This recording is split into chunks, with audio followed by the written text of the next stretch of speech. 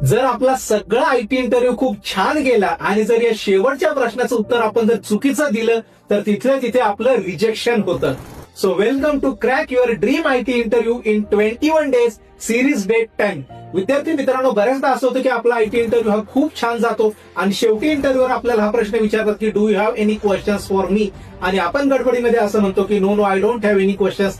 तर इथे खूप निगेटिव्ह मेसेज हा इंटरव्ह्यूला जातो. काय की जर तुम्हाला त्या कंपनीबद्दल त्या कामाबद्दल काही प्रश्नच पडत नसतील म्हणजे तुम्ही त्या जॉब रोल बद्दल सिन्सिअर नाहीये असा एक चुकीचा मेसेज जातो. मग या क्वेश्चनला आन्सर कसं करायचं, एक फ्रेशर कॅन्डिडेट असताना तुम्ही हे विचारू शकता की sir, for whichever project this hiring is going on, in which domain this project is, what is the company's vision for next 5 years, or what are the next skill sets I can upgrade to be a grow or to be a best fit into this career role. याने काय होतं की इंटरव्ह्यूला हा positive message जातो की या कॅन्डिडेटला फक्त आता आपल्याकडे सिलेक्ट नाही व्हायचंय, तर लॉंग टर्म साठी आपल्या कंपनी सोबत ग्रो करायचंय, काम करायचंय, आणि तिथल्या तिथे आपल्या सिलेक्शनचे चान्सेस हे खूप जास्त पटीने वाढतात.